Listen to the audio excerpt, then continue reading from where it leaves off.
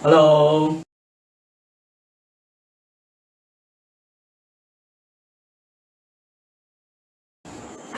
RCF 用进度的嘛没水面阿龙，这把大陆这种多拉头下来，这种老的你啊，大嘛偏心啊，蓝偏不咯，今天你这嘛，我帮你嘛，如果偏不咯，我比过过破样对 LC 单个蓝偏补上的偏心也记住了后，无所起么嘛嘞，RCF 嘛系列用进度的嘛没水面阿龙帮奈，偏心他妈拉的你的钱，我秒钱表现钱。အရှင်မြေရှိပါစေကြောင်းဒီကနေ့ပဲဆုတောင်းမေတ္တာပို့ပါတယ်ကျွန်တော်တို့ဒီနေ့ဝတ်ပြုခြင်းအစီအစဉ်ကိုကျွန်တော်တို့အစပြုတော့မှာဖြစ်ပါတယ်ကျွန်တော်တို့အစပြုဖို့ရန်အတွက်တမန်ကျမ်းစာဖတ်ကြပါစို့ရှင်ယောဟန်ခရစ်ဝင်ကျမ်းအခန်းကြီး၄အခန်းငယ်23-24ဖတ်ပါမယ်ကိုယ်ွယ်သောသူမှန်သမျှတို့သည်ခမဲတော်ကိုနာဝိညာဉ်နဲ့၎င်းတစ္ဆာနဲ့၎င်းကိုယ်ွယ်ရမည်အချိန်ကာလတည်လာ၍ယခုပင်ရောက်လျက်ရှိ၏အကြောင်းမူကားထိုသို့ကိုယ်ွယ်သောသူတို့ကိုခမဲတော်သည်အလိုရှိတော်မူ၏ဘုရားသခင်သည်နာဝိညာဉ်ဖြစ်တော်မူ၏ဘုရားသခင်ကိုကိုယ်ွယ်သောသူတို့သည်နာဝိညာဉ်နဲ့၎င်းတစ္ဆာနဲ့၎င်းကိုယ်ွယ်ရမည်ဟုမိန်တော်မူ၏ကျွန်တော်ဖတ်သွားတဲ့နှုတ်ကပတ်တော်ပေါ်ရောက်စီတိုင်းအတွက်ဖျားရှင်ကောင်းချီးပေးပါစေခုချိန်မှာဆိုလို့ရှိရင်ကျွန်တော်အစာရှုတောင်းခြင်းနဲ့အထူးရှုတောင်းခြင်းကျွန်တော်တွေ့ပြီးတော့ရှုတောင်းပါမယ်ပထမဆုံးကလုံခဲ့တဲ့ပတ်တုန်းကကျွန်တော်မေ့သွားရရှိတယ်အဲ့ဒါပါလဲဆိုလို့ရှိရင်ကျွန်တော်လုံနေကြဖြစ်တဲ့ဂျွန်လာမှာမွေးတဲ့ဂျွန်လာမှာမွေးခဲ့တဲ့မွေးနေ့ရှင်နေအတွက်ကျွန်တော်ဆူတောင်းဖို့ဖြစ်တယ်ဂျွန်လာမှာလက်ထပ်ထိမ်းများခဲ့တဲ့ကျွန်တော်LCF ကအတင်းသူအတင်းသားများရှင်လည်းပဲသူတို့အတွက်ကျွန်တော်ဆူတောင်းပေးဖို့ဖြစ်ပါတယ်တဘရောဒီဂျွန်လာမှာပဲနေ့ချင်းမင်္ဂလာခံယူခဲ့တဲ့လူကျွန်တော် LCF အတင်းဝန်ထမ်းမှာရှင်လည်းပဲသူတို့အတွက်ကျွန်တော်ဆူတောင်းပေးဖို့ဖြစ်ပါတယ်လွန်ခဲ့တဲ့အပတ်ကမေ့သွားတဲ့အတွက်ဒီပတ်ပြန်ပြီးတော့ဆူတောင်းပေးမှာဖြစ်ပါတယ်ဒါပြီးတော့ကျွန်တော်တို့ဒီနေ့ဝင်လာတဲ့ဆေဖို့တဖို့အတွက်တော်လကောင်းကျွန်တော် LCF ယုံကြည်သူများအတွက်တော်လကောင်းကျွန်တော် LCF အတွက်တော်လကောင်းကျွန်တော်တို့ LCF ရဲ့တက္ကနာလုံးငါနဲ့အတွက်တော်လကောင်းဒါပြီးတော့ကျွန်တော်တို့ကဘာနာမှာရှိနေတဲ့ကျွန်တော်ညီအကိုမောင်နှမများအချင်းလူမျိုးများအားလုံးအတွက်တော်လကောင်းကျွန်တော်တို့ခုဆိုလို့ရှိရင်အားလုံးအတူတကွဆူတောင်းဖို့ဖြစ်ပါတယ်အားလုံးအတူတကွဆူတောင်းကြပါစို့အရာခတ်တင်ကိုပိုင်တာအုပ်စိုးတော်မူပြီးလူသားများကိုဖန်ဆင်းတော်မူလေကျွန်တော်ကိုနေစင်နှမြလမ်းပြပို့ဆောင်တော်မူသောကောင်းမြတ်တော်မူသောရှင်ထာဝရဘုရားကျွန်တော်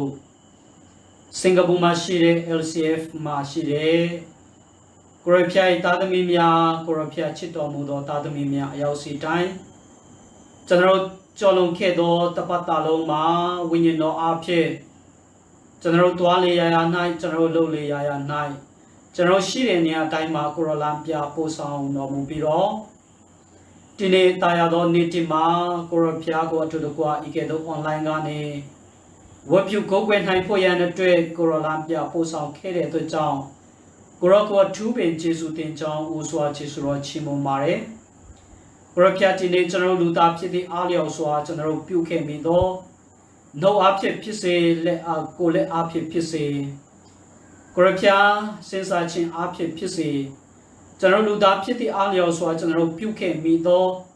ကိုရဖျားရှင်း၌ဖြစ်စေမိမိသူများသူငယ်ချင်းများရှေ့မှာဖြစ်စေအိမ်နီးချင်းများရှေ့မှာဖြစ်စေကျွန်တော်ပြုခဲ့မိသောအပြစ်များရှိလျင်ပင်ကိုရဖျားခရစ်တော်ရဲ့အသွေးတော်အားဖြင့်ကိုရတန်ရှင်းစင်ချက်ချင်းပေးတော်မူပြီးလာလတန်သောအချိန်များ၌ပို၍ကိုရဖျား၏အလိုတော်တိုင်းအသက်ရှင်နိုင်ဖို့ရန်လည်းပဲအရောက်စီတိုင်းကိုကိုရဖျားကောင်းချီးပေးတော်မူပါမည်အကြောင်းကိုရဆုတောင်းပါတယ်ကိုရဖျားဒီနေ့ကျွန်တော်အထူးသဖြင့်ဆုတောင်းလို့ဒီမှာကျွန်တော် LCF ယုံကြည်သူတယောက်စီထဲမှာကိုရဖျားရဲ့ LCF သားသမီးများအရောက်စီတိုင်းထဲမှာ ဒီလုံခဲ့သောအချိန်များမှာဒီနေ့တီလာယာတီမှာဇွန်လယာတီမှာမွေးဖွားခဲ့တဲ့သူများရှိလင်လည်းပဲကိုရဖျားသူတို့အတွက်တရိယာဆုတောင်းပေးပါတယ်သူတို့ဒီလောကမှာအခြေချပြီးတော့နေလာခဲ့တဲ့မွေးလာခဲ့တဲ့လကနေစပြီးတော့ဒီနေ့သူတို့ရဲ့မွေးနေ့လယာတီတိုင်အောင်ကိုရဖျားလမ်းပြပို့ဆောင်တဲ့သူကြောင့်ကိုရကျေးဇူးတင်ပါတယ်သူတို့ကြော်လုံခဲ့သောအချိန်များမှာအခက်ခဲများကြုံလင်ပင်ထို့အခက်ခဲများကိုကြော်လွှားနိုင်ဖို့ရန်ကိုရခွန်အားပေးခဲ့တဲ့သူကြောင့်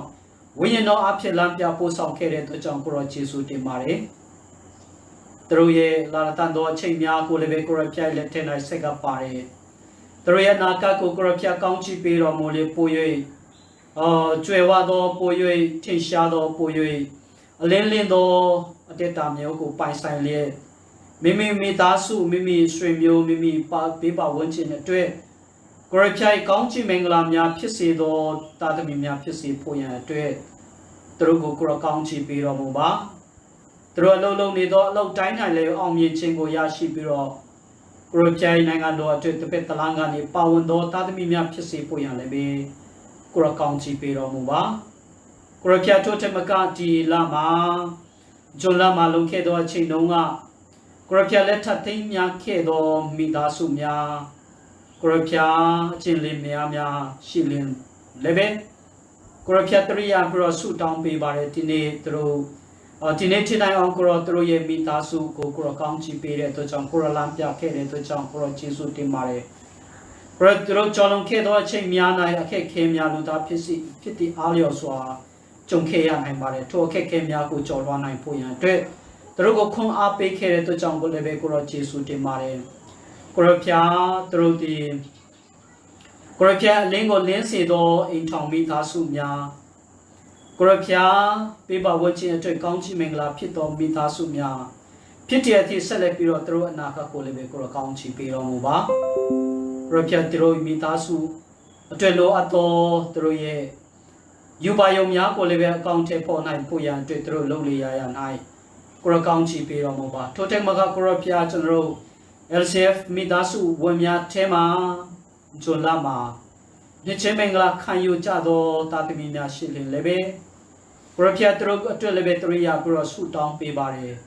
သူတို့ရဲ့ယုံကြည်ခြင်းမှာပို့ရခိုင်မာပြီးတော့ကိုရဖျားရဲ့အလင်းကိုလင်းစေသောကိုရဖျားရဲ့စားခဲ့သောအငါတတ်ကို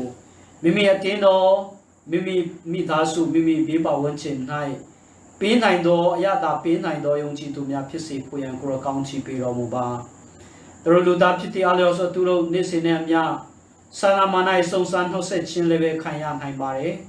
ထိုအချိန်မျိုး၌ပင်လင်ခရစ်တော်အဖြစ်ဝိညာဉ်တော်အဖြစ်ခွန်အားပေးလေကိုရကောင်းချီးပေးတော်မူပါ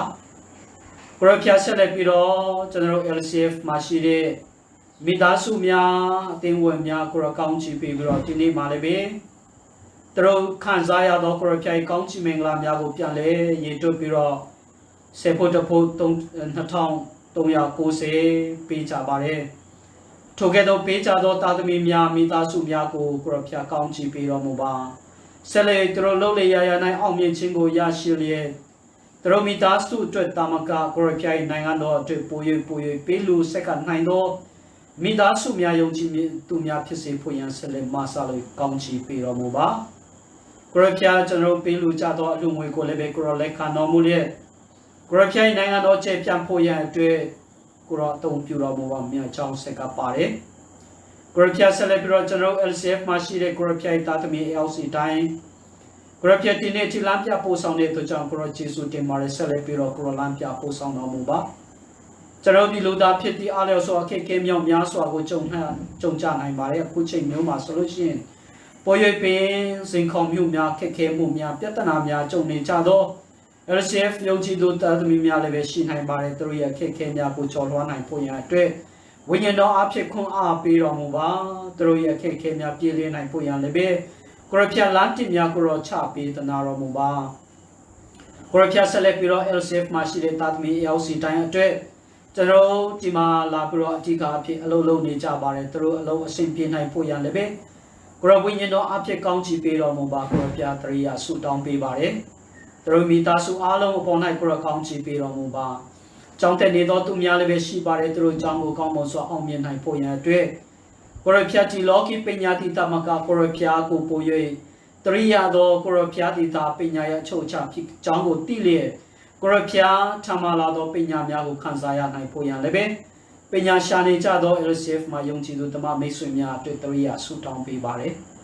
ကိုရဖျားဆက်လက်ပြီးတော့ဒီ LCF ကိုလည်းပဲဆက်လက်၍ကိုရကောင်းချီးပေးတော်မူပါကိုရဖျားပို၍ကိုရဖျားရဲ့အမှုတော်၌ပါဝင်နိုင်သောကိုရဖျားရဲ့သာသနာအတွက်ပါဝင်နိုင်သောကိုရဖျားရဲ့အလင်းတော်ကိုပို၍လင်းစေနိုင်သော LCF ဖြစ်စေဖို့ရန်အတွက် LCF တော်၎င်း LCF မှာရှိတဲ့ယုံကြည်သူအားလုံးအပေါ်၌တော်၎င်းကိုရဖျားကောင်းချီးပေးတော်မူပါ LCF ကိုဦးစီးဦးဆောင်ကြသောဖက်ဖက်မှကောင်းဆောင်များအားလုံးအတွက်လည်းပဲတရိယာဆုတောင်းပေးပါတယ်သူတို့အပေါ်၌ကိုရဖျားထမလာသောဉာဏ်ပညာနဲ့ကြံ့မှချင်းပေးသနာတော်မူလေ LCF ကိုကိုရဖျားအလိုတော်တိုင်းပို၍ဦးစီးဦးဆောင်နိုင်ဖို့ရန်အတွက်သူတို့ကိုကိုရကောင်းချီးပေးတော်မူပါ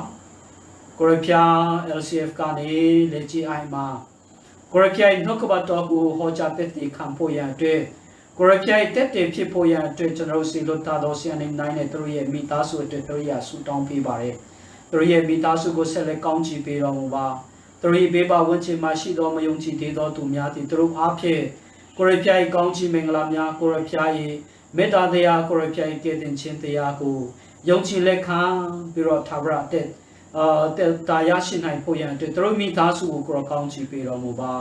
သူတို့ဒုက္ခဆင်းရဲခံတဲ့ခါမှလည်းပဲသူတို့ထိုဒုက္ခဆင်းရဲခံခြင်းကိုကြော်လွှားနိုင်ဖို့ရန်အတွက်ခွန်အားပေးတော်မူပါကိုရဖျားဆက်လက်ပြီးတော့ကျွန်တော်ချင်းလူမျိုးများကဘာနှမှာရောက်နေကြသောသူများတို့တို့ရဆူတောင်းပေးပါတယ်သူတို့ရှိတဲ့နေရာတိုင်းမှာကိုရကောင်းချီးပေးတော်မူပါကိုရဖျားဘုန်းတော်ကိုထင်ရှားစေသောကိုရဖျားနိုင်ငံတော်အတွက်မိမိတတ်နိုင်တဲ့ဘက်မှာပါဝင်ကြသောချင်းလူမျိုးများချင်းအဖွဲ့အစည်းများနဲ့ချင်းအတင်းတော်များဖြစ်စေဖို့ရန်တို့ရဆူတောင်းပေးပါတယ်ကိုရဖျားဆက်လက်ပြီးတော့ကျွန်တော်ကဘာကြီးရင်ဆိုင်နေရတဲ့ COVID-19 ယောဂကိုလည်းပဲအများဆုံးပျောက်ကင်းနိုင်ဖို့ရန်လည်းပဲပြန်ပြီးတော့တရိယာလေးဆူတောင်းပါတယ်ကိုရဖျားဒီလောကကြီး၌ကိုရဖျားမေတ္တာတော်ကိုပြလျက်လူသားတိုင်းဒီကိုရဖျားထမလာသောမေတ္တာတရားနဲ့ငြိမ်သက်ခြင်းကိုပြန်ပြီးတော့ခံစားနိုင်ဖို့ရန်အတွက်တော်လကောင်းဒီယောဂကြီးအများဆုံးပျောက်ကင်းနိုင်ဖို့ရန်တော်လကောင်းဒီယောဂကိုကုနိုင်ဖို့ရန်စေဝါများဒီယောဂကိုကာကွယ်နိုင်ဖို့ရန်အတွက်ကာကွယ်ဆေးများကိုအများဆုံးပေါ်ထွက်နိုင်ဖို့ရန်လည်းပဲတရိယာပြီးတော့ဆူတောင်းပါတယ်ကိုရဖျားကျေးဇူးတင်ပါတယ်ဒီနေ့ဒီလမ်းပြပို့ဆောင်တဲ့အတွက်ကြောင့်ကိုရဖျားဒီနေ့ကျွန်တော်ဝတ်ပြုခြင်းအစီအစဉ်ကိုလည်းပဲဒီနေ့ဒီချိန်ကနေအစလေဆုံးတိုင်အောင်ကိုရလမ်းပြပို့ဆောင်တော်မူပါအချိန်တိုင်းအားလုံးကိုကိုရဖျားလက်ထက်၌ပြန်လဲဆက်ကလေးယေရှုနာမ၌ဆုတောင်းပါသည်ဖျားအာမင်ကိုချင်းဆိုလို့ရှိရင်ကျွန်တော်နှုတ်ကပတ်တော်ဂျာနာဖို့ဖြစ်ပါတယ်နှုတ်ကပတ်တော်အဖြစ်ခွန်အားယူဖို့ဖြစ်ပါတယ်ကျွန်တော်ခွန်အားယူဖို့ရန်အတွက်ဒီနေ့ကျွန်တော်ရွေးချယ်ထားတဲ့ကျမ်းချက်ကရှေမာကုခရစ်ဝင်ကျမ်းအခန်းကြီး9အခန်းငယ်1ကနေ20ထိဖြစ်ပါတယ်ရှေမာကုခရစ်ဝင်ကျမ်းအခန်းကြီး1ကနေအခန်းငယ်20အခန်းငယ်20ထိဖြစ်ပါတယ်ကျွန်တော်ဖတ်ပါမယ်နည်းနည်းရှည်တယ်ဒါပေမဲ့အကုန်ကျွန်တော်ဖတ်ပါမယ်အိုင်တဖက်ဂါဒရပြည်သို့ရောက်ကြ၍ယေရှုသည်လေထဲကထွက်ကြွတော်မူသည့်ခဏချင်းတွင်ညညိုသောနတ်ဆွဲသောသူတင်းချိုင်တဆပြင်မှထွက်လာ၍ကိုရောကိုခီးဥကြိုပြုလေ၏ထိုသူသည်တင်းချိုင်တဆပြင်၌နေတတ်၏သူကိုတန်ကျိုးနှင့်ပင်အပေတုံမြချီ၍မနိုင်ချေချင်းတန်ကျိုးနှင့်အဖများစွာချီစမ်းတော်လေတန်ကျိုးကိုဆွဲဖြတ်၍ချေချင်းကိုဖျဲတတ်၏သူကိုရင်စေခြင်းဟာအပေတုံမြမတတ်နိုင်နေညမပြတ်တင်းချိုင်တပြင်း၌၎င်းတောင်ပေါ်၌၎င်းဟစ်ကြော်လျက်ကြောက်ဆောင်တဲ့ကိုရှစီလျက်နေတတ်၏ယေရှုကိုအဝဲကမြင်လျင်အထံတော်သို့ပြေးလာ၍ပြဝတ်လျက်အမျက်ဆုံးသောဖျားခင်၏သားတော်ယေရှုကိုရောသည်ကျွန်တော်နှင့်အပေသို့ဆိုင်သည်ကျွန်တော်ကိုညှင်းဆဲတော်မူမည်အကြောင်းဖျားခင်ကိုအမိပြု၍ကျွန်တော်တောင်းပန်ပါသည်ဟုကြည်တော်အသာနှင့်အော်ဟစ်၍ရှောက်လေ၏ရှောက်သည်အကြောင်းကညညိုသောနတ်ထိုလူမှထွက်သွားတော်ဟုမိန့်တော်မူခဲ့ပြီကိုရောကလည်းသင်သည်အပေမိရှိသည်ဟုမေးတော်မူလျင်ကျွန်တော်အမိကလေးကောင်းဖြစ်ပါ၏ ကျွန်တော်တို့ဒီအများဖြစ်ကြပါ၏ဟုရှောက်ပြီးမှထိုပြီးကအခြားသို့မနှင်ပါမည်အကြောင်းများစွာတောင်းပန်လေ၏ထိုရ၌တောင်းပေါ်မှာများစွာသောဝတ်အစုသည်ကျစ်စားလျက်ရှိနတ်ဆိုးအပေါင်းတို့သည်လည်းကျွန်ုပ်သည်ထိုဝတ်သေးသို့ဝင်ရပါမည်အကြောင်းစေလွတ်တော်မူပါဟုတောင်းပန်လျင်ယေရှုသည်ချက်ချင်းအခွင့်ပေးတော်မူ၏ညညွန်းသောနတ်တို့သည်ထွက်၍ဝတ်သေးသောဝန်တဖြင့်ဝဲအစုသည်အိုင်ကန်းဆောင်ကိုတဟုန်တီးပြေးရှင်၍အိုင်၌အသက်ဆုံးကြ၏အရေအတွက်အားဖြင့်2000လောက်ရှိ၏ဝတ်ကြောင်းသောသူတို့သည်ပြေး၍မြို့ရွာတုံး၌တရင်ချပြောလျင်လူများတို့သည်ထိုအမှုအရာတို့ကိုကြည့်ရှုအံ့သောငါထွက်လာကြ၏အထံတော်သို့ရောက်သောအခါနတ်ဆိုးလေကောင်ဆွဲသောသူသည်အဝတ်ကိုဝေ၍ပကတိစိတ်နှင့်ထိုင်နေသည်ကိုမြင်လျင်ကြောက်ရွံ့ခြင်းသို့ရောက်ကြ၏နတ်ဆိုးဆွဲသောသူတို့၌ဝတ်တုံး၌၎င်းအဘယ်သို့ဖြစ်သည်ကိုသိမြင်သောသူတို့သည်နောင်လာသောသူတို့အပြန်ချပြီးမှမိမိတို့ပြည်ကထွက်သွားတော်မူမည်အကြောင်းတောင်းပန်ကြ၏လေတဲ့သို့ဝင်တော်မူသောအခါနတ်ဆိုးဆွဲမှုသောသူသည်ကိုရောနှင့်အတူရှိပါမည်အကြောင်းတောင်းပန်လျင်ကိုရောသည်အခွင့်မပေးတင်သည်အိမ်သို့သွားလော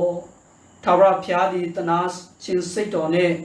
တင်၌အပေမြလောက်ယေရှုပြုတော်မူသည်ကိုတင်၏အဆွေအမျိုးတို့အားပြန်ကြားလောဟုမိန်တော်မူလျင်ထိုသည်တွား၍ယေရှုသည်အပေမြလောက်ယေရှုပြုတော်မူသည်ကိုဒေကပေါလိပြည်တွင်တရင်ချပြောသည်ဖြစ်၍ခတ်သိမ်းသောသူတို့သည်အော်ခြင်းရှိကြ၏ကျွန်တော်ဖတ်ကြားသွားတဲ့ပုံဖျားရှင်ကောင်းချီးပေးပါစေကျွန်တော်ဒီနေ့ခွန်အားယူဖို့ရတဲ့ခေါင်းစဉ်တတ်ခြင်းဒါကတော့အခုနယေရှုကနတ်ဆိုးဆွဲတဲ့သူကသူနေကောင်းသွားတော့ဝန်တာပြီးတော့ယေရှုကိုယေရှုခမရဲ့နောက်ကိုကျွန်တော်လိုက်ပါမယ်လိုက်ပါရစေဆိုပြီးတော့ပြောတဲ့ခါမှာယေရှုကမဟုတ်ဘူးအိမ်ပြန်ပါဆိုပြီးတော့ပြောပါတယ် go home အဲ့ဒါကြောင့်ခေါင်းစဉ်တတ်ခြင်းဒါကတော့ go home Jesus stay home notice ဆိုတဲ့ခေါင်းစဉ်ဖြစ်ပါတယ်လုံခဲ့တဲ့တနေ့ကနေနေ့တော့မနေ့ကျွန်တော် LCF Sunday ပေါ့လေမနေ့ပိုင်းကျွန်တော်ထမင်းချက်ဖို့လုပ်ပြီးတော့အိုးတယ်တာနဲ့မိခလုတ်ဖွင့်လိုက်တာနဲ့ဘာဖြစ်တယ်လဲဆိုလို့ရှိရင်အိုးကဘုံဆိုပြီးတော့ပေါက်ပြီးတော့ကျွန်တော်ပလတ်စတာတစ်ဆောင်လုံးမီးတီသွားတယ်မီးတီသွားတော့ဟာကျွန်တော်တော်တော်လေးအဲ့ချိန်ဆိုရင်တော်တော်လေးစိတ်ညစ်သွားတယ်တော့မီးတွေတီဘယ်လိုလုပ်မလဲမီးတွေအကုန်လုံးတီသွားပြီရှောက်ဖြစ်ပြီဆိုပြီးတော့ကျွန်တော်တိတ်ပြီးတော့စိုးရိမ်တယ်တော့နောက်ဆုံးထိုင်ပြီးတော့စဉ်းစားရင်းနဲ့ပါတွေးမိတယ်လဲဆိုလို့ရှိရင်ကျွန်တော်ဟောင်ကောင်မှာကျောင်းတက်တုန်းကအဲ့လိုဖြစ်ဖူးတော့ခဏနေကြရင်သူကအော်တိုနဲ့ပြန်ပြီးတော့လေးလာတာပေါ့လေဆိုတော့အဲ့ဒါကိုတရိယာတော့ဒီမီး main ရှိနိုင်တယ်ဆိုပြီးတော့ main ကိုရှာပြီးတော့မိဖို့ချောင်းမှာပဲအဲ့ဒီ main သွားတွေ့တော့အဲ့မှာခလုတ်ကကျနေတယ်ပေါ့လေmain switch ကကျနေတော့အဲ့ဒါကိုပြန်ဖွင့်လိုက်တော့မီးကပြန်ပြီးတော့ပွတ်လာတယ်ပေါ့လေဆိုတော့ဒါကိုဘယ်လိုခေါ်တယ်လဲဆိုလို့ရှိရင် circuit breaker လို့ခေါ်တယ်ဒီ let's say တခုဖြစ်တဲ့အခါမှာ let's say စီးတဲ့အကြောင်းတွေကို break let's say မစီးအောင်ရပ်တန့်သွားအောင်လုပ်တဲ့ circuit breaker ပေါ့လေမီးတွေlet's say မီးမစီးအောင် break လုပ်တဲ့တားပလိုက်တဲ့ circuit breaker အဲ့ဒါကိုခေါ်တာဖြစ်ပါတယ်ကျွန်တော်အခုချိန်မှာကျွန်တော်2020ကူးလာတာနဲ့ကျွန်တော်ကမ္ဘာမှာကိုရိုနာဗိုင်းရပ်စ်ရောဂါကြီးကျွန်တော်ခံစားလာတဲ့အခါမှာ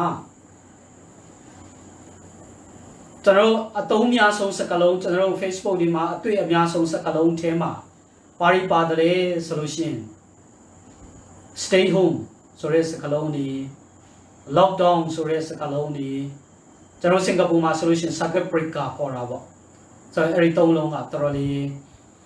နာမည်ကြီးတဲ့စကားလုံးတွေပေါ့လေအတွေ့များတဲ့ social media မှာကျွန်တော်အတွေ့များတဲ့စကားလုံးတွေဖြစ်ပါတယ်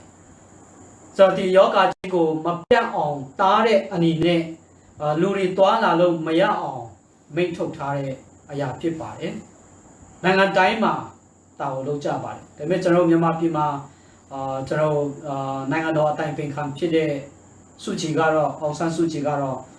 သူက lockdown ဆိုတဲ့စကားလုံးကိုတိတ်မကြိုက်ဘူး lockdown ဆိုတာ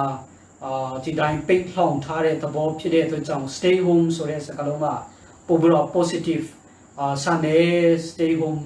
ပဲ3ရအောင်ဆိုပြီးတော့သူကပြောလို့ရှိတာပေါ့လေဘာဖြစ်ဖြစ်ဒီ3လုံးကအတူတူပါပဲဒီယောဂကြီးမပြတ်ပွားအောင်ထိမ့်သိမ့်တဲ့အနေနဲ့လူတိုင်းအိမ်မာနေဖို့အပြင်မထွက်ကြဖို့စနိုင်ငံပေါင်းများစွာနေရာကြောင်းမှာဒီအမိန့်တွေကိုထုတ်ပြန်ကြပါတယ်ဆိုတော့ကျွန်တော်ကဘာကြီးမှာအဲ့လိုမျိုးကဘာနဲ့ရှင်ပြီးတော့ stay home lockdown ဆိုပြီးတော့ကဘာနဲ့မှာအမိန့်ထုတ်တာကကျွန်တော်ကဘာတမိုင်းမှာဒီတစ်ခါပဲပထမဆုံးဖြစ်မယ်ထင်တယ်တော်တော်လေးတမိုင်းမှာတွေ့တဲ့စကားလုံးတွေဖြစ်ပါတယ်ဆိုတော့အဲ့ဒါကိုအခြေခံပြီးတော့ stay home ဆိုတဲ့ယေရှုခရစ်ကသူ့နောက်လိုက်မဲ့တူကိုကျွန်တော်နောက်မလိုက်နဲ့ခမအိမ်ပြန်ပါဆိုပြီးတော့ stay home order stay home notice ပေးတဲ့အားကိုအခြေခံပြီးတော့ကျွန်တော်ဒီနေ့အနေငယ်ခွန်အားယူဖို့ရန်အတွက်ဒီ COVID-19 ကာလမှာအသုံးများတဲ့စကားလုံးဖြစ်တဲ့အတွက်ကြောင့်ကျွန်တော်ဓမ္မဆုတောင်းကနေကျွန်တော်ကျမ်းစာဆုတောင်းကနေခရိယာန်ဆုတောင်းကနေကောဒါကိုကျွန်တော်ဘယ်လိုနားလည်မလဲဆိုတာကိုအနေငယ်ခွန်အားပေးချင်တာဖြစ်ပါတယ်ကျွန်တော်ဒီ stay home တောင်းဖို့ lockdown တောင်းဖို့ circuit breaker ဆိုတာကတကယ်တော့ကျွန်တော်ကဘာကြီးကိုအများကြီးပဲဒီအမိန့်ကြောင့်နစ်နာရပါတယ်စီးပွားရေးအများကြီးပဲကြပါတယ်လူတွေကကြိုက်တဲ့နေရာမှာသွားလို့မရဘူးဒါလူခွင့်ရေးပိုင်းမှာကြည့်မယ်ဆိုရင်လည်းကျွန်တော်သွားချင်တဲ့နေရာကျွန်တော်တွေ့ချင်တဲ့လူကိုတွေ့လို့မရအောင်တားဆီးပလိုက်တဲ့လူအခွင့်အရေးကိုစန့်ကျင်တဲ့စကားလုံးမျိုးဖြစ်နေပါတယ်ဒါပေမဲ့ဒါကကျွန်တော်လူသားရဲ့အတက်ကိုကယ်တင်ဖို့ရန်အတွက်လူသားတွေကိုတန်ဖိုးထားပြီးတော့ထုတ်ထားတဲ့စီမင်းဖြစ်ပါတယ်ဒါပေမဲ့ကျွန်တော်ကဒီ stay home lockdown circuit breaker လို့ကျွန်တော်ပြောတဲ့အခါမှာအများစုကသူ့ရဲ့မကောင်းချက် negative impact သူ့ရဲ့မကောင်းတဲ့ဆိုးကျိုးတွေကိုပဲပြောကြလေရှိပါတယ်ဒါပေမဲ့ကျွန်တော်တေချာလေးလာတဲ့အခါမှာသူ့ရဲ့ကောင်းတဲ့အချက်တွေသူ့ရဲ့ benefits ကောင်းတဲ့အကျိုးဆက်တွေပေါ့လေကျွန်တော်အများကြီးပဲမြင်ရပါတယ်အထူးသဖြင့်တဘာဝပတ်ဝန်းကျင်နဲ့ဆိုင်ပြီးတော့တော်တော်လေးဒီ stay home notice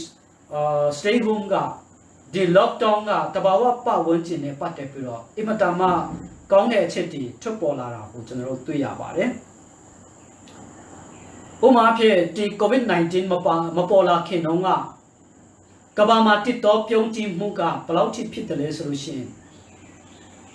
ကဘာမှာတစ်တော်ခုတ်တာ1မိနစ်မှာ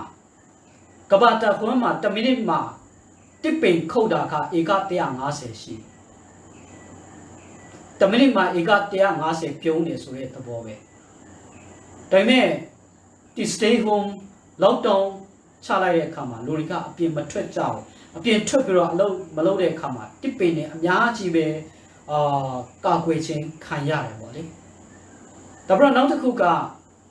ကျွန်တော်ဒီ stay home lockdown ကြောင့်လေယာဉ်တွေအကုန်လုံးပဲရပ်သွားကြတယ်ကားတွေလည်းအပြင်မထွက်ဘူးတင်ဘောတွေလည်းပြန်မသွားဘူးလေယာဉ်ဆိုလို့ရှိရင်ပုံမှန်သွားနေကြ100ရာခိုင်နှုန်းမှာ65ရာခိုင်နှုန်းကနေ95ရာခိုင်နှုန်းထိလေယာဉ်တွေပြန်တန်းတာရပ်တန့်သွားတယ်ဆိုပြီးတော့ခံမှန်းကြတယ်ပေါ့လေဆိုတော့ဒီလေယာဉ်တွေကားတွေစက်ရုံတွေအကုန်လုံးပိတ်ပလိုက်တဲ့ရပ်တန့်ပလိုက်တဲ့အခါမှာ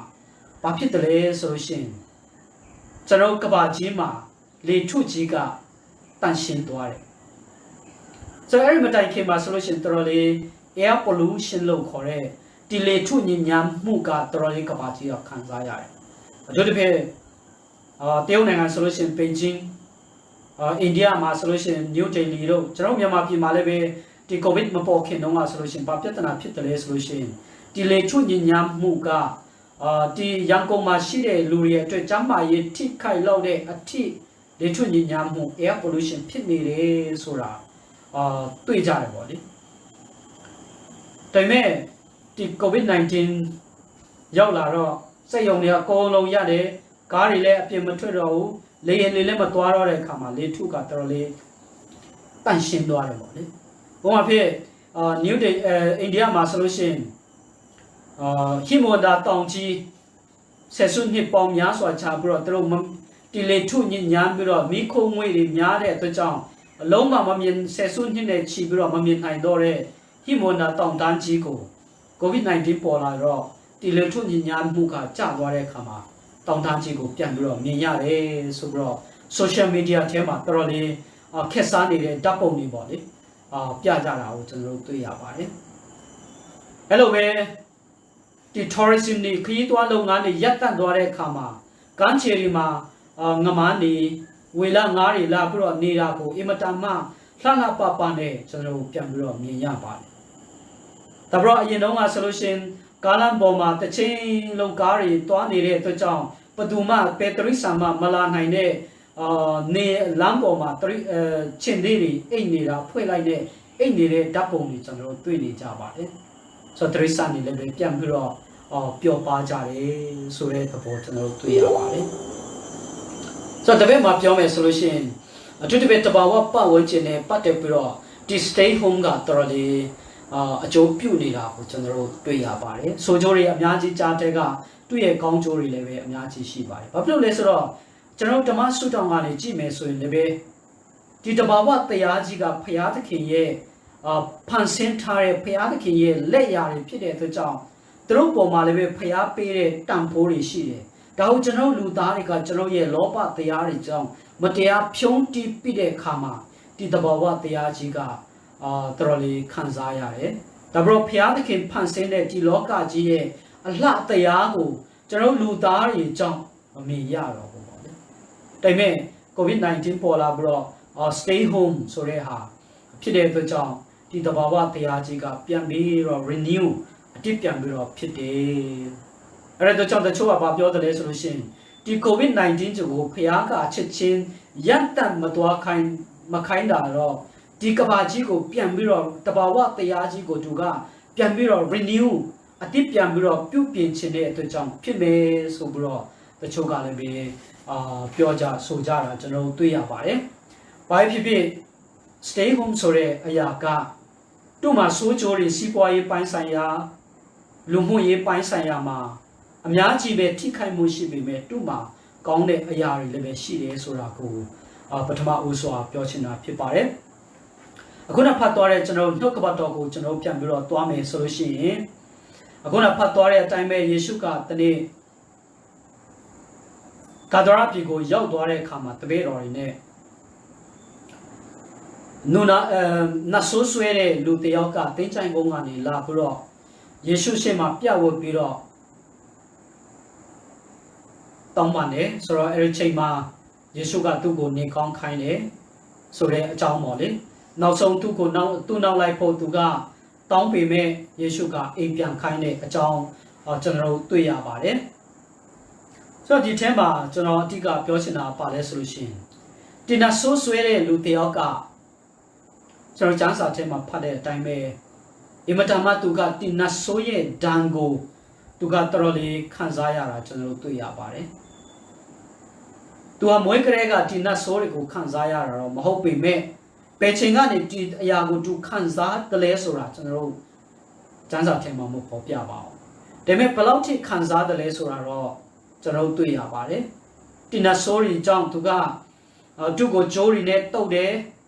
တန်ကြိုးတွေနဲ့ခြီတယ်မရဘူးတာတွေကိုသူကအကုန်လုံး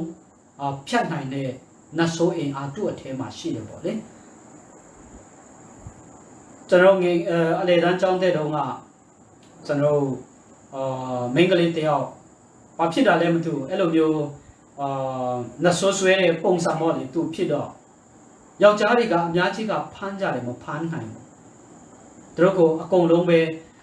သူကဆွဲနိုင်တယ်သူတို့ကိုလွှတ်ပစ်နိုင်တယ်ပေါ့လေဆိုတော့အဲ့ဒီပုံစံပဲဒီမှာရှိတဲ့နတ်ဆိုးဆွဲတဲ့လူကလည်းပဲသူကအင်မတန်မှသူ့ရဲ့အထဲကနတ်ဆိုးတွေကြောင့်သူ့ကိုခြိထားတဲ့ဘယ်မှသွားလို့မရအောင်ခြိထားတဲ့ကြိုးတွေတန်ကြိုးတွေကိုသူအကုန်လုံးဖြတ်နိုင်တယ်ဆိုတော့သူ့အထဲမှာရှိတဲ့နတ်ဆိုးတွေကအင်မတန်မှခွန်အားကြီးတယ်ဆိုတာကျွန်တော်တို့တွေ့ရပါတယ်ဒါပေမဲ့ဒီအရာတွေကတူငယ်ငယ်ကလေးကရှိတာတော့မဟုတ်ပါဘူးဆိုတော့ဒါကျွန်တော်ယုံကြည်သူတွေရဲ့အတက်တာမှာဘာကိုဖော်ပြတယ်လဲဆိုလို့ရှိရင် ကျွန်တော်ယုံကြည်သူတွေရဲ့အသက်တာမှာလည်းပဲအပြစ်တရားဆိုတာတည်တည်လေးကနေစပြီးတော့တဖြည်းဖြည်းချင်းကြီးထွားလာတာပဲဖြစ်ပါတယ်ကျွန်တော်မှာရှိတဲ့အပြစ်တရားတွေကတဖြည်းဖြည်းချင်းကျွန်တော်ရဲ့အသက်တာမှာကြီးလာပြီးတော့ကျွန်တော်နောက်ဆုံးမှာဒီအပြစ်တရားထဲကနေရုံထွက်လို့မရတော့တဲ့အပြစ်တရားရဲ့ချီနှောင်မှုကိုကျွန်တော်ခံစားရလိမ့်ရှိပါတယ်။ဥပမာအဖြစ်ပါတဲ့သူတည်းဆိုရှင်အရက်တောက်တဲ့လူတယောက်ကပထမမှာတော့တစ်ခွက်ကလေးဆိုပြီးတော့တောက်တယ်။ကျမရဲ့အတွက်ဆိုပြီးတော့တောက်တယ်။တပတော့သူငယ်ချင်းနေနဲ့ဆုံတဲ့အခါမှာတစ်ခါပဲတောက်မယ်ဆိုပြီးတော့တောက်တယ်။တစ်ခွက်ကနေနှစ်ခွက်ကနေသုံးခွက်ဖြစ်လာပြီးတော့သုံးခွက်ကနေတပလဲကနေတဖာအဲ့လိုတဖြည်းဖြည်းချင်းနဲ့များလာပြီးတော့သူကဒီအရက်တံကနေမယုံထွက်တာနောက်ဆုံးဒီအရက်ကိုသူကတောက်တာမဟုတ်ဘူးတော့ပဲနဲ့အရက်ကတုကိုပြန်ပြီးတော့တောက်ပြီးတော့နောက်ဆုံးပိန်ချုံပြီးတော့ဒီအရက်တံကြောင့်ပဲဆုံးသွားတဲ့တူတွေလည်းပဲရှိပါတယ်ထိုနည်းသူဆိုပဲကျွန်တော်ယုံကြည်သူတွေရဲ့အတက်တာမှာအပြစ်တရားဆိုတာလည်းပဲတဖြည်းဖြည်းချင်းနဲ့ကြီးထွားလာပြီးတော့နောက်ဆုံးဒီအပြစ်တရားကနေရုံးမထွက်နိုင်တော့တဲ့တူတွေလည်းပဲအများကြီးရှိပါတယ်ဆိုတော့ကျွန်တော်ရဲ့တက်တာမှာအပြစ်တရားတွေတဖြည်းဖြည်းချင်းနဲ့အင်အားကြီးလာတတ်ပါတယ်အပြစ်တရားတွေကတဖြည်းဖြည်းချင်းနဲ့ကျွန်တော်လှုံ့မိုးလာတတ်ပါတယ်အပြစ်တရားတွေကကျွန်တော်တဖြည်းဖြည်းချင်းနဲ့ရုံးထွက်လို့မရတော့အောင်ကျွန်တော်ကိုချီနှောင်လာတတ်ပါတယ်ဒါကိုကျွန်တော်ယုံကြည်သူများအနေနဲ့တင်ခန်းစာယူဖို့ဖြစ်ပါတယ်။ဘုမာဖြစ်ဖရားကြောင်းသွားရင်ဒီတပတ်တော့ကျွန်တော်အင်မတန်မှပင်ပန်းပါတယ်ဒီတပတ်တော့နားတယ်။နောက်တစ်ပတ်ရောက်လာတော့ဒီတပတ်လည်းပဲပင်ပန်းတယ်ဒီနှစ်ပတ်ကလေးပဲတော့နှစ်ပတ်သုံးပတ်နဲ့နောက်ဆုံးတစ်နှစ်မှလည်းပဲတစ်ခါမှဖရားကြောင်းမရောက်တဲ့ယုံကြည်သူတွေခရိယာနဲ့အများကြီးရှိပါတယ်။ဆိုတော့ပြစ်တရားဆိုတာအဲ့လိုပါပဲကျွန်တော်ရဲ့အသက်တာမှာတဖြည်းဖြည်းချင်းနဲ့ကြီးလာပြီးတော့ဒီအပြစ်တရားကနေကျွန်တော်မလွတ်မြောက်နိုင်တော့အောင်ကြီးထွားလာတတ်ပါတယ်။ဒါကိုယုံကြည်သူတွေအနေနဲ့သတိထားဖို့လိုတယ်ဆိုတဲ့ဟာကိုပထမအနေနဲ့ခုံအားပေးလိုပါတယ်။ဒုတိယအချက်ကတော့ပါလဲဆိုလို့ရှိရင်ယေရှုလာတာကိုသူတို့တွေ့တဲ့အခါမှာဒီနဆိုးဆွဲတဲ့လူကယေရှုရှိပြေးလာပြီးတော့ဒူးထောက်ပြီးတော့သူကပြောပါတယ်။ပြောတယ်လဲဆိုလို့ရှိရင်အမြင့်ဆုံးသောဘုရားသခင်၏သားတော်ယေရှုကိုရောသည်ကျွန်ုပ်နဲ့အပေတို့ဆိုင်သည်ကျွန်ုပ်ကိုညှင်းဆဲတော်မမူမိအကြောင်းဖျားသခင်ကိုအမိပြု၍ကျွန်ုပ်တောင်းပန်ပါသည်ဟုကြီးသောအတန်နှင့်အော်ဟစ်၍ရှောက်လေ၏အမျက်ဆုံးသောဖျား၏သားတော်ယေရှုကိုရောသည်တဘရောဖျားသခင်ကိုအမိပြု၍တဘရောအတန်နှင့်အော်ဟစ်၍ရှောက်လေ၏ဆိုဒီစကားကဒီနတ်ဆိုးဆွဲတဲ့သူ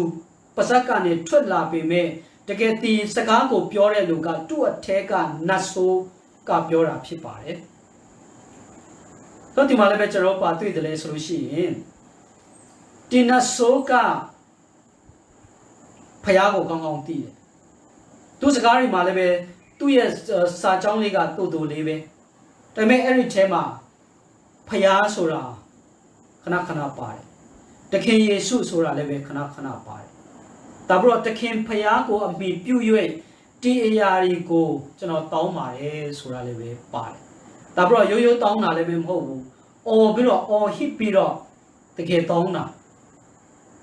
ကိုကျွန်တော်တို့တွေ့ရပါတယ်ဆိုတော့ဒီမှာပြောချင်တယ်လဲဆိုလို့ရှိရင်ဒီနတ်ဆိုးအထဲမှာရှိတဲ့ဒီ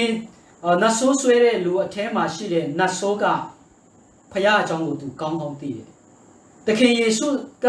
ဖခင်ရဲ့သားဆိုတာလည်းပဲသူသိတယ်။ဒါပြီးတော့သူတောင်းတာလည်းပဲဖခင်ရဲ့နာမအားဖြင့်ကျွန်တော်ကိုမဖြစ်စည်းဖို့ဆိုပြီးတော့ဒီနတ်ဆိုးကတောင်းတာကိုကျွန်တော်တို့တွေ့ရပါတယ်။ဆိုတော့နတ်ဆိုးကဖခင်အကြောင်းကိုသူကောင်းကောင်းသိတယ်။ဖခင်နာမည်နဲ့ဆုတောင်းလဲဆုလဲတောင်းတတ်တယ်။တခင်ယေရှုဟာဖခင်ရဲ့သားဖြစ်တယ်ဆိုတာလည်းပဲသူကောင်းကောင်းသိပါတယ်ဆိုတော့ကျွန်တော်ယုံကြည်သူရဲ့အသက်တာထဲမှာလည်းပဲယုံကြည်သူခရိယာန်ရဲ့ဂျားထဲမှာလည်းပဲ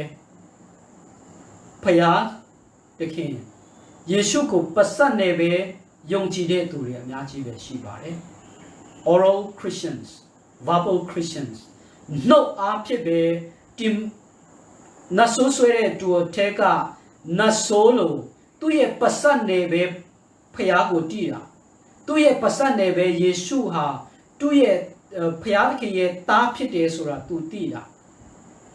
tuye sait the ma tu ko yong chi de sait phaya ko a ko de sait tu ma long wa mashi so အဲ့လိုမျိုးခရိယာနေကျွန်တော်အများကြီးရှိနိုင်ပါတယ်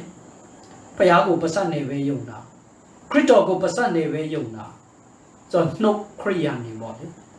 ဆိုတော့ယုံကြည်သူကျွန်တော်ဒါကိုလည်းပဲကျွန်တော်တရိထားဖို့ဆင်ခြင်ဖို့လိုတယ်ဆိုတာကိုကျွန်တော်တွေ့ရပါတယ်ဒါပေမဲ့ဒီနတ်ဆိုးတွေကယေရှုရှင်မှာတောင်းတာကပါတောင်းတယ်လဲဆိုလို့ရှိရင်သူတို့ရဲ့အတက်ဘေးလွတ်ခွင့်ပေးဖို့ပေါ့လေကျွန်တော်ကိုမဖြစ်စည်းပါနဲ့ကျွန်တော်ကိုချမ်းသာပေးပါကျွန်တော်ရဲ့အသက်ကိုလွတ်ငင်းခွင့်ပေးပါဆိုပြီးတော့တောင်းကြတာကျွန်တော်တွေ့ရပါတယ်အဲ့ဒီအတွက်ပဲဖယားကိုသူတို့ဆုတောင်းတာအဲ့ဒီအတွက်ပဲယေရှုရဲ့နာမည်ကိုသူတို့ခေါ်တာအဲ့ဒီအတွက်ပဲဖယားကိုသူတို့ကဖယားလို့ခေါ်တာဖြစ်တယ်ဆိုတော့ကျွန်တော်ခရိယာန်ဂျမ်ထဲမှာလည်းပဲအဲ့လိုမျိုးလူတွေအများကြီးရှိပါတယ်ခရစ်တော်ကိုဖယားကိုကိုယ့်ရဲ့ငွေကြေးချမ်းသာဖို့အတွက်လို့ပဲကိုယ့်ရဲ့ကျမ်းမာကိုယ်ခန္ဓာကျမ်းမာရဲ့အတွက်လို့ပဲဖယားကိုယုံကြည်တဲ့လူတွေခရစ်တော်ကိုသိတဲ့လူတွေဖယားကိုခေါ်တဲ့လူတွေဖယားကိုရှိမှဆုတောင်းတဲ့လူတွေအများကြီးရှိပါတယ်ကိုခန္ဓာကျမ်းမာရဲ့အတွက်ကိုမိသားစုကျမ်းမာရဲ့အတွက်ကိုယ့်ရဲ့ဥစ္စာဒနာကျွယ်ဝပို့ပြီးတော့ကျွယ်ဝလာဖို့အတွက်လို့ပဲဖယားကိုတန်တာတဲ့လူတွေဖယားကိုကိုးကွယ်တဲ့လူတွေရှိပါတယ်ဒါတွေဟာမှန်ကန်တဲ့ခရိယာန်အသက်တာမှန်ကန်တဲ့ယုံကြည်သူအသက်တာတော့မဟုတ်ဘူးဆိုတာဒီအစစ်လောက်ကတော့နတ်ဆိုးတွေတော့မှသူတို့ယုံနိုင်တယ်ဆိုတာခုနဖတ်တော့တဲ့ကျမ်းစာထဲမှာကျွန်တော်တိတိကျကျတွေ့ရပါတယ်တပရနောက်တစ်ခုကပါလဲဆိုလို့ရှိရင်ယေရှုစီမှာသူတို့တောင်းတာပါလဲဆိုလို့ရှိရင်ကျွန်တော်ကိုအသက်ကနေလွတ်ခိုင်းပါဆိုပြီးတော့သူတို့ကတောင်းတယ်ဒါပြီးတော့သူတို့ကိုသူတို့ဘေးမှာရှိတဲ့ဝတ်တီရှိမှာပေါ့လေသူတို့ဘေးမှာရှိတဲ့ဝတ်တီအများကြီးရှိတယ်အဲ့ဒီချိန်မှာသူတို့ကိုဝန်ခွင့်ပေးဖို့သူတို့ကတောင်းပါတယ်ဆိုတော့အဲ့ဒီချိန်မှာကျွန်တော်ပါတွေ့တယ်လဲဆိုလို့ရှိရင်ယေရှုကသူ့နာမည်ကိုမေးလိုက်တော့ပါပြောတယ်လဲဆိုလို့ရှိရင်လေကောင်ဆိုပြီးတော့ legend လေကောင်ဆိုပြီးတော့ပြန်ပြောပါတယ်သူ့ရဲ့အတိတ်ဘယ်ကအများကြီးဆိုတဲ့အတိတ်ပဲဖြစ်ပါတယ်ကျမ်းစာထဲမှာလည်းရေးထားပါတယ်ဒါကကျွန်တော်အများကြီးဒီနတ်ဆိုးတီလူထဲမှာဝင်တဲ့နတ်ဆိုးကတယောက်တည်းမဟုတ်ဘူးအများကြီးပဲဆိုတဲ့အတိတ်ပဲဖြစ်ပါတယ်လေကောင်ဆိုတဲ့ဟာကဒါပြီးတော့အများကြီးဆိုတဲ့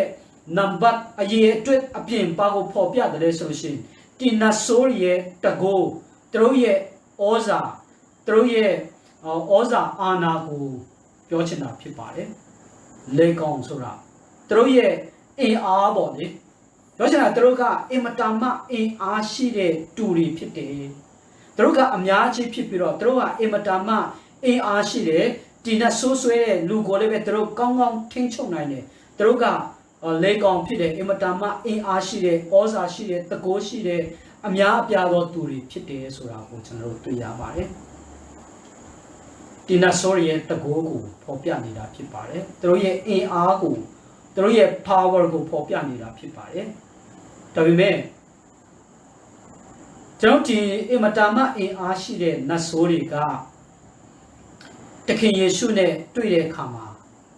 သူတို့တခင်ယေရှုရဲ့ရှေ့မှာဒူးထောက်ရပါတယ်ပြောချင်တာတခင်ယေရှုရဲ့ရှေ့မှာရောက်ပြီဆိုလို့ရှိရင်ဖခင်ရဲ့သားတော်ရှေ့မှာသူတို့ရောက်ပြီဆိုလို့ရှိရင်နတ်ဆိုးရဲ့အင်အားဆိုတာအလကားပဲဖြစ်ပါတယ်ဓမ္မမိတ်ဆွေများကျွန်တော်နေစဉ်နဲ့များတေချာပါတယ်အခက်ခဲတွေကျွန်တော်ပြဿနာတွေအများကြီးရင်ဆိုင်နိုင်ရပါတယ်ဒါပေမဲ့ကျွန်တော်နေစဉ်နဲ့များလူသားဖြစ်သည့်အားလျော်စွာစာဒမာနရဲ့စုံစမ်းနှောက်ယှက်ခြင်းတွေလည်းပဲကျွန်တော်အများကြီးကြုံရနိုင်ပါတယ်ကျွန်တော်ဒုက္ခမျိုးစုံကျွန်တော်ကြုံတွေ့ရနိုင်ပါတယ်ဒါပေမဲ့ဒီအရာတွေထက်ခရစ်တော်ဟာပို့ပြီးတော့အင်အားရှိတယ်တကိုးရှိတယ်ဒီခက်ခဲမှုတွေဒီပြဿနာတွေဒီစုံစမ်းနှောက်ယှက်ခြင်းတွေကခရစ်တော်ရဲ့ရှေ့မှာဆိုလို့ရှိရင်ဒူးထောက်ရတယ် လက်မြောက်ရတယ်အရှုံးပေးရတယ်ဆိုတာကျွန်တော်ရဲ့အသက်တာမှာခံယူတတ်ဖို့လိုပါတယ်ကျွန်တော်ရဲ့ပြဿနာတွေဘလောက်ပဲကြီးပါစေကျွန်တော်စုံစမ်းနှုတ်ဆက်ခြင်းတွေဘလောက်ပဲအင်အားရှိပါစေခရစ်တော်ရဲ့ရှေ့မှာဆိုလို့ရှိရင်တရားတွေကဘာမှအင်အားမရှိဘူးဆိုတာကိုယုံကြည်သူတွေကကျွန်တော်နေ့စဉ်နဲ့အသက်တာမှာခံယူတတ်ဖို့လိုပါတယ်အဲ့ဒါမှသာလေကျွန်တော်ပြဿနာရင်ဆိုင်တဲ့အခါမှာပြဿနာကိုရင်ဆိုင်တတ်မှာဖြစ်ပါတယ်စုံစမ်းနှောက်ဆက်ခြင်းကိုရင်ဆိုင်ရတဲ့အခါမှာစုံစမ်းနှောက်ဆက်ခြင်းကိုကျွန်တော်အနိုင်ယူနိုင်မှာဖြစ်ပါတယ်ပေတကိုပဲဖြစ်ဖြစ်ပေဩစာရှင်ပဲဖြစ်ဖြစ်ပေအင်အားပဲဖြစ်ဖြစ်ခရစ်တော်ရဲ့ဒူးရှိမှာဆိုလို့ရှိရင်အလကားပဲသူတို့ကဒူးထောက်ရတယ်ခရစ်တော်သားဒီအင်အားရှိတဲ့တကိုးရှိတဲ့ဖရာသားဖြစ်တယ်ဆိုတာကိုကျွန်တော်တွေ့ရပါတယ်တပရနောက်တစ်ချက်ကပါလဲဆိုလို့ရှိရင်ယေရှုခရစ်ကအဲ့လိုမျိုးနတ်ဆိုးဆွဲတဲ့လူကိုနေကောင်းခိုင်းတယ်ဒါဘလို့နတ်ဆိုးတွေကိုလည်းပဲဝတ်ထဲမှာဝန်ခွန်ပြုတယ်ဝန်တဲ့အတွက်ကြောင့်သူတို့ကဝတ်တွေကလည်းပဲအိုင်ထဲမှာကြာတော့အကုန်လုံးတည်သွားတယ်စုစုပေါင်း2000လောက်ရှိတယ်ပေါ့လေဆိုတော့အဲ့ဒီအကြောင်းကိုဝတ်ကြောင်းတဲ့ဝတ်ကျောင်းတဲ့သူတွေကသူတို့မြို့ထဲရွာထဲတွေမှာတွားပြီးတော့လိုက်ပြီးတော့ပြောကြတယ်ဆိုတော့အဲ့ဒီချိန်မှာဆိုလို့ရှိရင်လူတွေကအော်ပြီးတော့အဲ့ဒီနေရာကိုသူတို့ကရောက်လာကြတယ်ရောက်လာကြတော့သူတို့ကအင်မတန်မှကြောက်ပါတယ်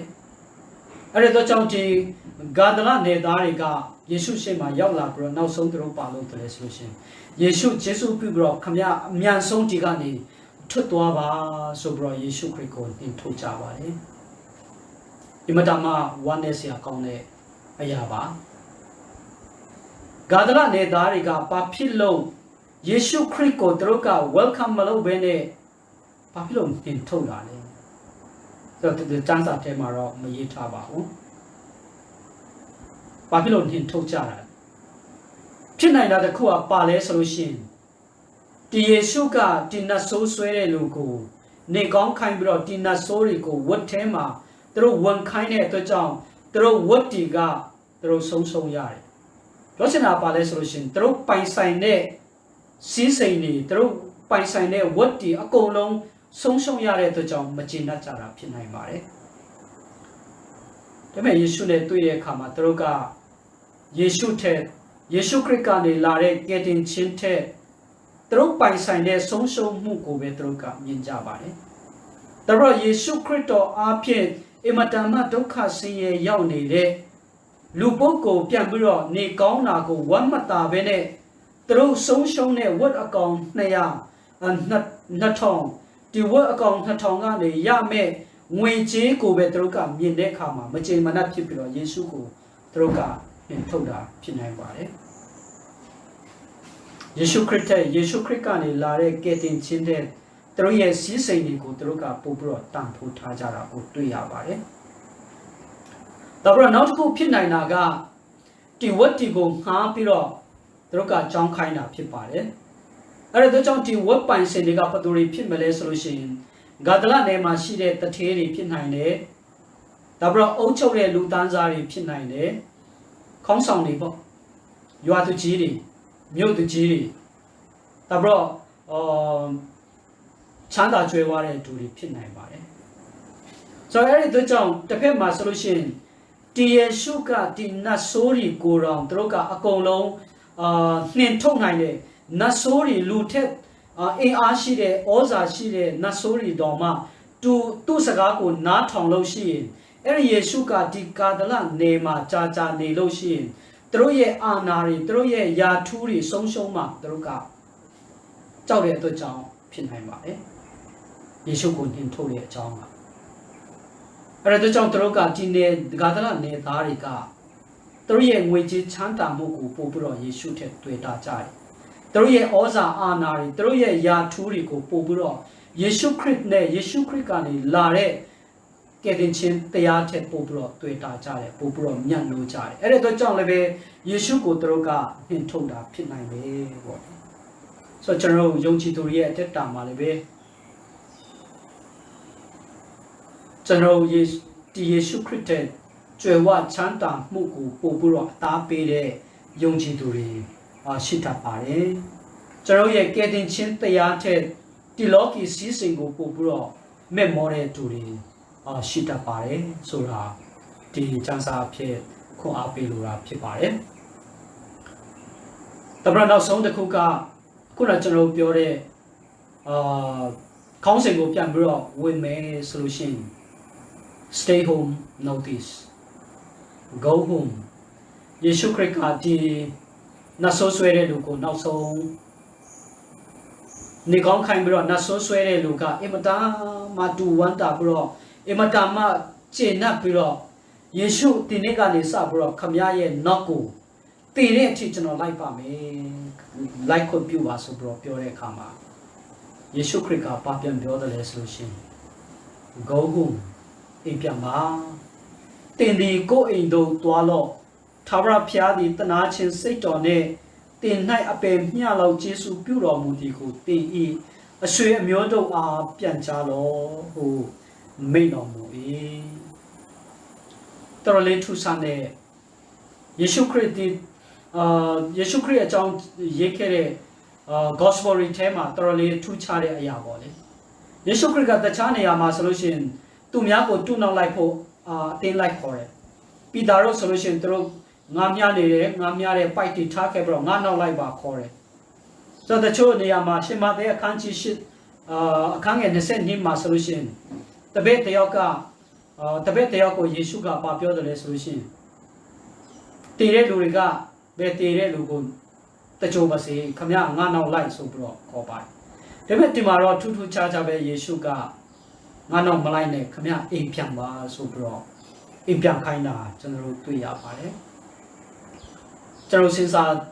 ကြံချက်ကိုတေချာစဉ်းစားတဲ့အခါမှာဒီနတ်ဆိုးဆွဲတဲ့လူက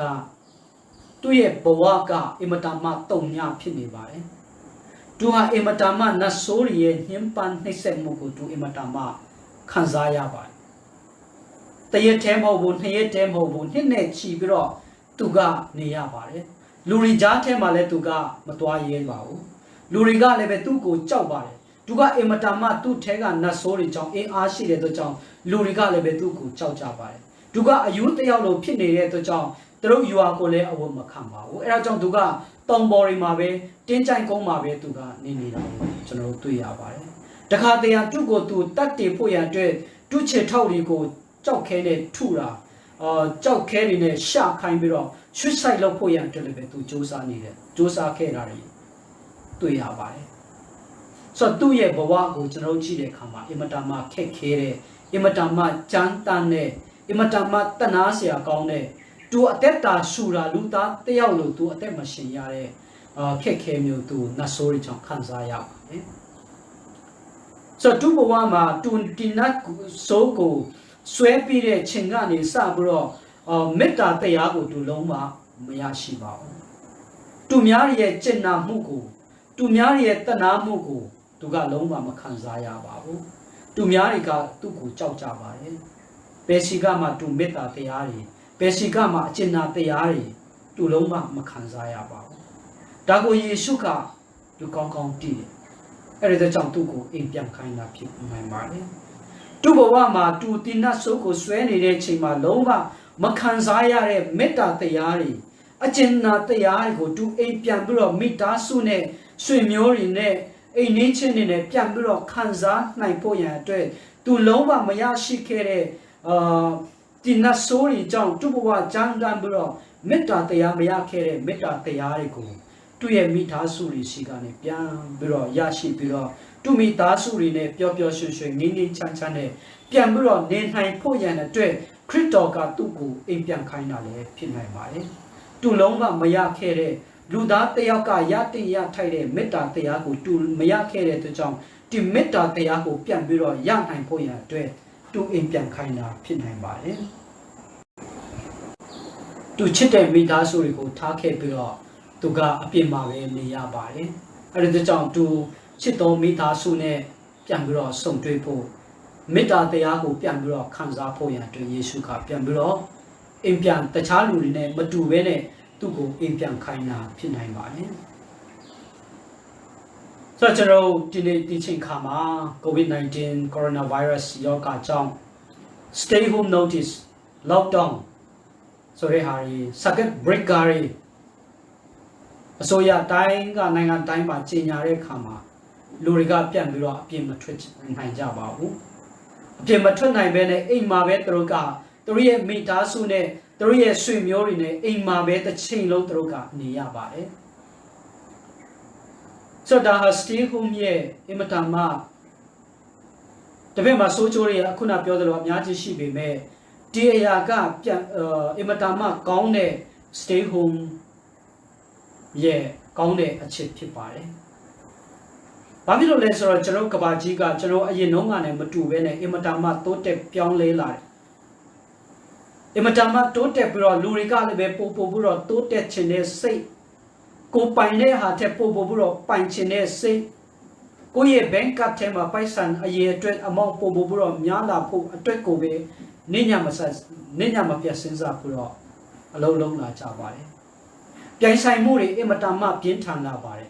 ဒီပြိုင်ဘဝပြိုင်ပွဲကိုမဝင်တဲ့လူကဘယ်တော့မှလူတွေလုံးမချမ်းသာပဲနဲ့လူတွေလုံးဘယ်တော့မှဒီလောကစီးစိမ်တွေကိုတူမခံစားရဘူးအဲ့ဒါကြောင့်ကျွန်တော်ကဘာကြီးကလူသားတွေကပြိုင်ပွဲတစ်ခုကိုဝင်နေတဲ့အတိုင်းပဲကျွန်တော်ငွေကြေးကိုရှာကြပါတယ်ကျွန်တော်အလုပ်တွေကိုစ조사ပြီးတော့လုပ်ကြပါတယ်တချို့အတွက်ဆိုလို့ရှိရင်တရက်မှာ24နာရီတော့မှမလောက်ဘူးတရက်24နာရီတော့မှနဲသေးတယ်ဆိုပြီးတော့ခံစားကြတယ်တရက်မှာ24နာရီပဲရှိဖို့ရအတွက်ဖျားတခင်ကဖန်ဆင်းတာမှားတယ်အနည်းဆုံးတရက်မှာနာရီ30 40ရှိရင်ကောင်းမှာပဲဆိုပြီးတော့24နာရီတော့မလောက်တယ်လို့ခံစားတဲ့ချမ်းသာတဲ့လူတွေငွေကြေးရှာတဲ့လူတွေအများကြီးပဲရှိပါတယ်ဒါပေမဲ့ဒီပြိုင်ဆိုင်မှုတွေရဲ့နောက်ွယ်မှာဒီပြိုင်ဆိုင်မှုတွေရဲ့စိုးကျိုးကပါလေဆိုလို့ရှိရင်ကျွန်တော်ရဲ့မိသားစုတွေကျွန်တော်ချစ်တဲ့ဇနီးယောက်ျားလင်းကျွန်တော်ရဲ့သားသမီးတွေကျွန်တော်ရဲ့ဖိုးပွားတွေကျွန်တော်ရဲ့မိသားစုတွေကိုအချိန်ပေးဖို့မရကြပါဘူးတချို့ဆိုလို့ရှိရင်ယောက်ျားကအင်္ဂါနေကားနဲ့ထွက်သွားပြီးအလုပ်လုပ်ဖို့ရန်အတွက်အဲ့ဒီချိန်မှမိန်းမကအလုပ်ကနေပြန်လာတယ်ဆိုတော့အဲ့လိုမျိုး competition ပေါ့လေဆိုတော့အဲ့လိုမျိုးလူတွေကပိုက်ဆံရှာဖို့စူးစမ်းလေမိသားစုမှာမေတ္တာတရားကပို့ပြီးတော့ခေါင်းပါလာလေဖြစ်တတ်ပါတယ်ဒီပြဿနာကမိသားစုပေါင်းများစွာရင်ဆိုင်ရတဲ့အရာဖြစ်ပါတယ်ဆိုတော့ဒီဘက်မှာကျွန်တော်ရဲ့ငွေကြေးကပို့ပြီးတော့များလာပေမဲ့ကျွန်တော်ရဲ့မိသားစုမှာမေတ္တာတရားဆိုတာပို့ပြီးတော့ခေါင်းပါလာပါတယ်so stay home ဆိုတဲ့အစိုးရရဲ့ order တွေကြောင့်လူသားအများစုကမိသားစုနဲ့ပြန်ပြီးတော့အချိန်ကြီးပြန်ပြီးတော့တုံကြတယ်မိသားစုနဲ့အတူတကွထမင်းစားကြတယ်မိသားစုနဲ့အတူတကွလမ်းနေလျှောက်ကြတယ်မိသားစုအတူတကွကစားချိန်တွေအများကြီးပြန်ရလာပါတယ်တကယ်တော့လူသားဆိုတာငွေကြေးရှာဖို့အတွက်တည်း work machine အလုပ်စက်ရုံတွေတက်မဟုတ်ပါဘူးအလုပ်လုပ်ဖို့စက်တက်မဟုတ်ပါဘူး we're created also to love others ကျွန်တော်အလုပ်လုပ်ဖို့တက်အတွက်မဟုတ်ဘဲနဲ့ကျွန်တော်မေတ္တာတရားကိုအချင်းချင်းဝင်မျှဖို့ရလည်းပဲကျွန်တော်ကိုဘုရားရှင်ကဖန်ဆင်းတာဖြစ်ပါတယ်ဆိုတော့ဒီမေတ္တာတရားကိုကျွန်တော်မြန်မာပြည်ကနေစင်ကာပူကိုရောက်လာတဲ့သူတွေကတော့ဒီအရာကိုအပြည့်အဝမခံစားရဘူးပေါ့လေကျွန်တော်အဝေးကြီးရောက်တဲ့အခါမှာstay home ကကျွန်တော်အတွက်ကတော့တိတ်ပြီးတော့အမြတ်မရှိတယ်လို့ဖြစ်တာပေါ့လေဒါပေမဲ့ကျွန်တော်ကဘာကြီးနဲ့ရှင်ပြီးတော့လေ့လာတဲ့အခါမှာဆိုလို့ရှိရင်ဒီ stay home ကြောင့်မိသားစုတွေနဲ့ပြန်ပြီးတော့ဆုံပြီးတော့အင်မတန်မှ quality time အင်မတန်မှကောင်းမွန်တဲ့အချိန်တွေတန်ဖိုးရှိတဲ့အချိန်တွေကိုမေတ္တာတရားတွေကိုပို့ပြီးတော့မိသားစုတွေမှာပြန်ပြီးတော့ခံစားရပါတယ်ဆိုတော့ကျွန်တော်ပြောစင်တာပါလေဆိုလို့ရှိရင်ဒီယေရှုခရစ်ကနတ်ဆိုးဆွဲတဲ့လူကိုအိမ်ပြန်ခိုင်းတယ်အိမ်ပြန်ပြီးတော့ဒီနတ်ဆိုးဆွဲတဲ့လူက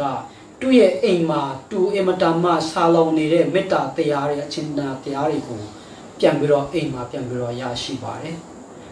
အဲ့ဒါမကလို့ခရစ်တော်ရှိကနေခံစားရတဲ့မေတ္တာတရားကို ပြန်ပြီးတော့သူဝင်ခလိုက်တဲ့အခါမှာသူနေတဲ့တိုင်းပြည်တစ်ခုလုံးမှာဒီယေရှုခရစ်အကြောင်းကိုပြန်ပြီးတော့တည်လာကြတာကိုကျွန်တော်တို့တွေ့ရပါတယ် so stay home ဆိုတာကျွန်တော်အဆုံးသက်တယ်မဟုတ်ပါဘူးကျွန်တော်အများကြီးရတဲ့ဟာတွေလည်းပဲရှိပါတယ်အိမ်တစ်ခုထဲမှာနေတဲ့လူတွေမိသားစုတွေလူတွေအချင်းချင်းပြန်ပြီးတော့အချင်းယူခွင့်မေတ္တာတရားဖွဲ့ခွင့်အတူတကွထမင်းစားခွင့်ဖျားသခင်ဆိုတာမေတ္တာ God is love ဆိုတဲ့အရာကိုကျွန်တော်ရဲ့စပွဲဝိုင်းမှာကျွန်တော်ရဲ့အိမ်ထဲမှာပြန်ပြီးတော့ဖော်ဆောင်ခွင့်ပြန်ပြီးတော့ရုပ်ဖော်ခွင့်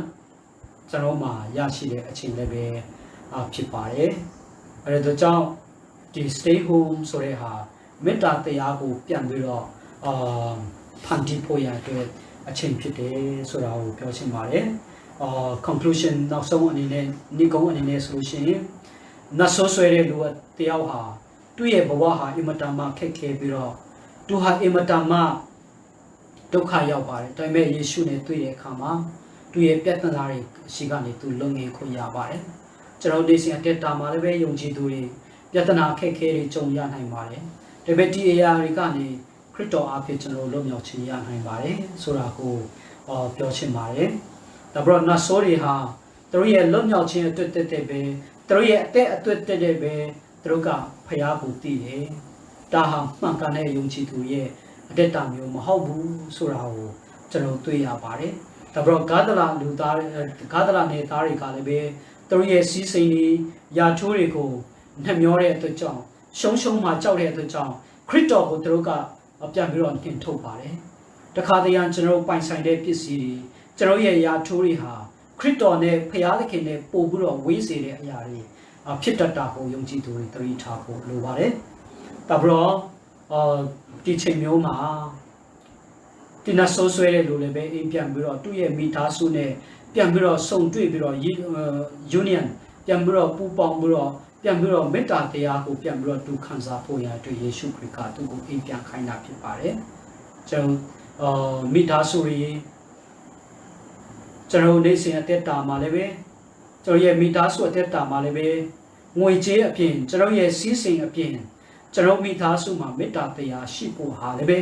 အင်မတန်မှယုံကြည်သူရဲ့အသက်တာမှာအရေးပါတဲ့အရာဖြစ်တယ်ဆိုတာကိုပြောရင်းနဲ့ဒီနေ့နှုတ်ကပတ်တော်ဝင်ခါခြင်းကို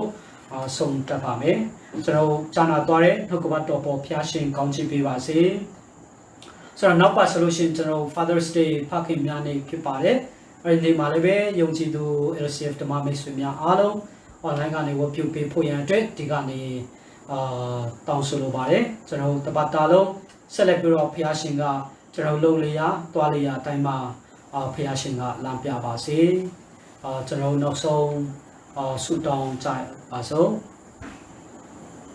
တရှင်တော်မူသောရှင်သာရဖျားကျွန်တော် LCF ယုံကြည်သူသားသမီးများဤကဲ့သို့ online ကနေဝတ်ပြုနိုင်ဖို့ရန်အတွက်ကိုရောအချိန်တိုင်းများပြင်ဆင်ပေးတဲ့အတွက်ကြောင့်ကိုရောယေရှုတင်ပါတယ်ကျွန်တော်အစီအစဉ်တစ်ခုစီအစားကနေလည်းဆုံးထိတိုင်အောင်ကျွန်တော်နဲ့အတူပါရှိတဲ့အတွက်ကြောင့်လည်းပဲကိုရောယေရှုတင်ပါတယ်ကိုရောဘုန်းတော်ထင်ရှားပါစေတိုတမကကျွန်တော်တပတ်တာလုံးကျွန်တော်တွာလာရမယ်ကျွန်တော်ဆေးဆက်ရမယ်တပတ်တာလုံးတော့လည်းပဲကျွန်တော်မျိုးကိုလမ်းပြပို့ဆောင်တော်မူပါနောက်ပတ်ဖခင်များနေမှာလည်းပဲဤကဲ့သို့ကိုရောဖျားကိုအတူတူကဝတ်ပြုကိုကိုွယ်နိုင်ဖို့ရန်အတွက် LC တိုင်းကိုတပတ်တာလုံးလမ်းပြပို့ဆောင်တော်မူပါငင်တဲ့ချင်းဝမ်းမြောက်ခြင်းပျော်ရွှင်ခြင်းနဲ့အစဉ်အမြဲကျွန်တော် LC တိုင်းကိုကိုရောရေးပတ်တော်မူပါဒီနေ့ဝတ်ပြုခြင်းအစီအစဉ်အစမှအလဲဆုံးတိုင်အောင်ကိုရောပါရှိတဲ့အတွက်ကြောင့်ကိုရောယေရှုတင်ပါတယ်ကျွန်တော်ပြုခဲ့သောအစီအစဉ်တစ်ခုစီဒီကျွန်တော်ရဲ့ရှေ့မှာလင်းသောဓမ္မအလင်းကဲ့သို့ကိုရောဖြစ်စေလေကျွန်တော်ကိုလမ်းပြပို့ဆောင်သောအလင်းဖြစ်စေပေါ်ရန်ကိုရောကောင်းချီးပေးတော်မူပါဒီနေ့ကျွန်တော်ဝတ်ပြုခြင်းအစီအစဉ်ကိုအစအလဲဆုံးတိုင်အောင်ကိုရောကျွန်တော်မျိုးနဲ့ပါရှိတဲ့အတွက်ကြောင့်ယေရှုတော်ချီးမွမ်းလေယေရှုနာမ၌ဆုတောင်းကြပါတဲ့ရှင်ဖျားအာမင်အားလုံးကျေးဇူးတင်ပါတယ်